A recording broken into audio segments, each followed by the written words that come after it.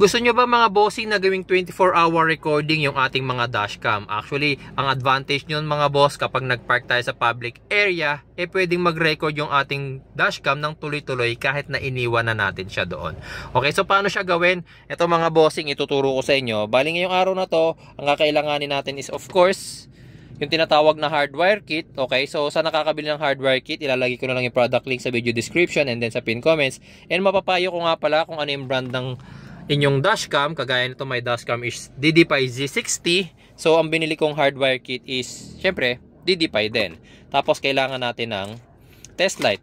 Siya nga pala, may dalawang klase ng hardwire kit mga bossing. Ito yung klase ng hardwire kit na isinasaksak sa mga fuse box or battery, okay? Pero merong nabibiling hardwire kit na OBD type, okay? Kapag sinabing OBD type, mas madali yon mga boss kasi hindi nyo na kailangan wiring mga bossing.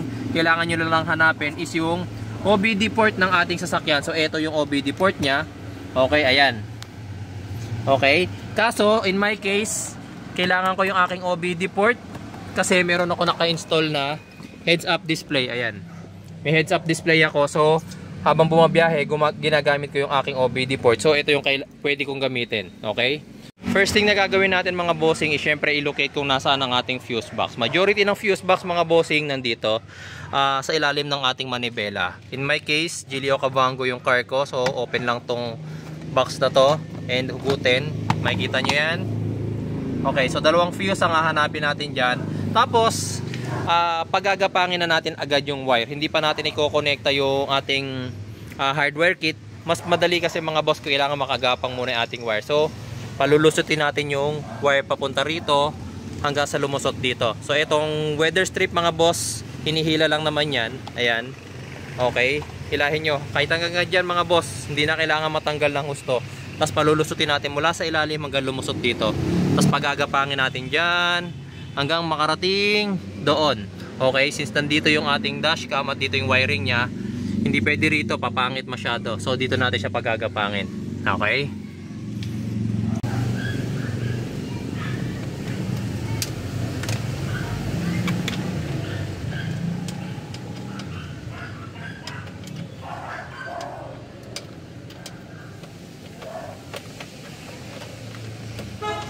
kaya pag nailusot nyo na mga bossing, madali na lang yan, hilahin nyo lang. Okay, hilahin nyo na ng husto. Tapos pagagapangin nyo ngayon sa ating moldings. Ayan, sisiksik nyo lang dito. Ayan mga boss, sinisiksik lang yan dyan. Okay, tapos makikita nyo tong eto. Hilahin nyo na mga bossing kung hanggang gaano kahaba yung aabot siya. Ayan, kagaya nyan. Yan mga boss, so since nga pala itong aking dashcam mga bossing is 3-way dashcam, so meron akong front camera, meron akong indoor camera, tapos syempre meron pa akong rear camera. So meron akong splitter dito. Commonly tawag dito splitter, pero U-Link ang tawag dito ni DDPI. So dyan ko i-connecta itong wire na pinalusot ko kanina. Okay, so pero kung isa lang ang camera nyo, syempre itong wire na to, direkta nyo na isasaksak sa camera. Pero ako, since ito yung aking outlet, okay, so dyan ko siya isasaksak. Okay, tapos hihilahin ko na lang yung sobrang wire. Okay, yan. Tapos syempre yung ating wire is tatago ko na rito sa ating kisame. Ito mga bossing, so napagapang na natin na maayos yung wiring, na itago na natin dito sa ating kisame, and eto na siya. Then gagawin natin mga bossing, since maharami yung sobra, hihilahin natin yan para bumalik. Ayan. Tapos pasok natin ulit dito. Yan. Okay. Yan. Tapos balik nyo yung ating weather strip. Okay, yan. Make sure nakalapat mga boss, tag-ulan pa naman ngayon. Pag hindi nakalapat ang weather strip nyo, nako, papasok yung tubig dito sa loob. Ngayon, since napagapang na natin, ito yung sa sobrang wire, i-harness nyo na lang ng maayos. Sa nga pala, kung nagtataka kayo para sa tong black box na to, actually mga boss, ito yung intelligent battery monitoring system nya. So syempre magtatanong kayo, Sir, since 24-hour recording yan, di ba nakakalobat ng battery? Actually, syempre makakalobat dahil nga kumakain siya ng kuryente kahit nakapatay na yung makina natin. Pero dahil nga meron siyang battery monitoring system mga boss, kapag bumaba na yung ating battery sa particular voltage mga boss, automatically mamamatay yung ating dashcam, yung ating 24-hour monitoring. Bakit? Para syempre hindi naman ma-sacrifice yung ating startup kinabukasan kung kailan gagamitin na natin siya mga boss. Okay? So basta malakas pa yung battery, tuloy-tuloy yung kanyang recording. Pero pag humina na mga boss, mamamatay na to para syempre makapag-start pa tayo. Especially sa mga automatic transmission na ganon. Ngayon guys, syempre kakabit na natin. Tatlong harness na lang naman to. Yung isa is syempre body ground.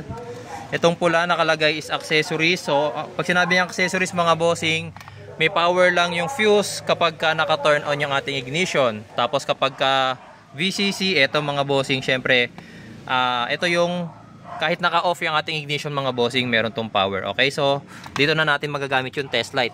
Okay, so kaya kailangan yung test light. Ngayon, yung test light natin, kabit muna natin sa any metal part. Hanap tayo rito na mapagkakabitan. Ito to, magandang metal part to. Ayan. Diyan natin siya kinabit. And then, yung other end syempre ng ating test light, yung pinaka-tulis niya, yan ngayon yung ating pang-testing.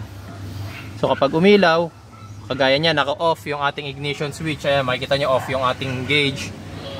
Pag tinester natin, ayan, umilaw siya. Umilaw, umilaw, umilaw.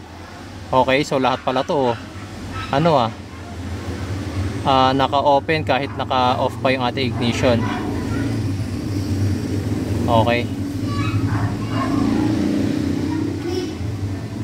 Ito yung isa hindi, sa taas. Okay, ito isa hindi. Okay, so yun yung mga ano natin, accessory wire. So meron na kayong agad idea kung ano yung accessory wire. Okay. Okay, ayun na. Nahanap na natin mga bossing.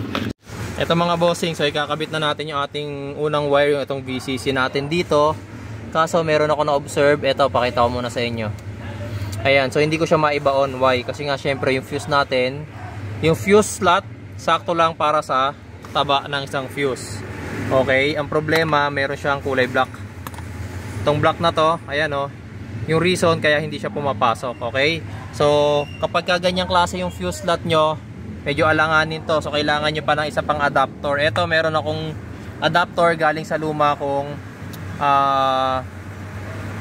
hardwire kit. Kaya kailangan extended na ganyan. Tapos yung taba niya parang fuse lang din. Ayan so ito, pakita ko muna sa inyo ha. Okay, so papasok natin dyan. Wait lang, hindi ko makita.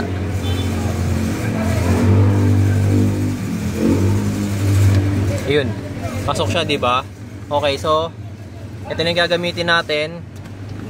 Tinitingnan ko lang dito, sayang naman kung puputulin ko tong wire na to. Actually pwede ko siyang putulin, tapos pagdudugtungin ko yan, ayan ganyan.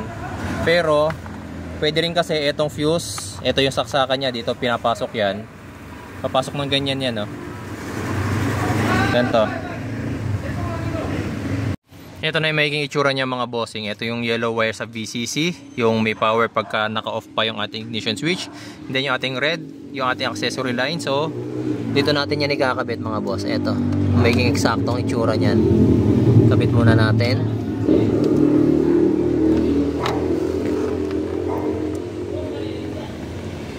Ayan, wait lang.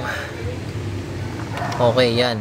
Ganyan. So medyo matatakpan nga lang niya yung ibang fuses, pero at least madali naman niyang hugutin. Tapos yung isa, ito mga, tama ba ako? Accessory line itong mga ta. Wait lang kaya wala siyang power. Iba? Wala siyang power ngayon, so turn on muna natin yung ignition switch. Naka-turn on na ba? Ayan. Naka-turn on na yung ating ignition switch. Then, naka-turn on na ba? Sorry, di ko nakikita. Ayan, turn on na. Okay, then tignan natin kung mayroong power tong fuse na to. Ayan, yung 15 ampere fuse na to may power. Ayan. Okay, so dito na tayo magkakabit. Pwede to, pwede rin tong isang to. Ayan may power din siya kapag ka naka on na yung ating ignition switch. So dito na natin ikakabit yung isa. Ayan, butin lang natin.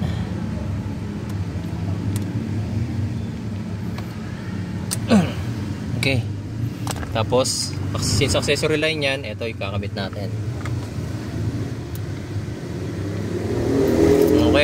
Then last, syempre, ground wire. So saan pa ba tayo magkakabit ng ground wire? Any metal part ng ating sasakyan. So ito na yun mga boss. May tornilyo dyan mga boss. Ayan o, yung tornilyo na yan. Pwede natin dyan ikabit yung ating ground wire. Okay? So, ito na mga bossing. So tapos na tayo sa connection. So as of now, umaandar yung ating makina. Naka-turn on yung ating ignition switch. So dati kapag pinatay na natin ang ating makina at yung ignition switch natin, of course mamamatay na yung mga dashcam. Pero since naka-hardwire kit na nga tayo ngayon, pag pinatay natin yan, eh mananatili siyang naka-on and nagre-record yan mga boss. Tuloy-tuloy lang po ang recording niyan. So ito advantage to kapag nag-park po kayo sa mga malls, sa mga parking areas, ng mga groceries, or kahit saan man kayo mag-park mga bossing. Okay?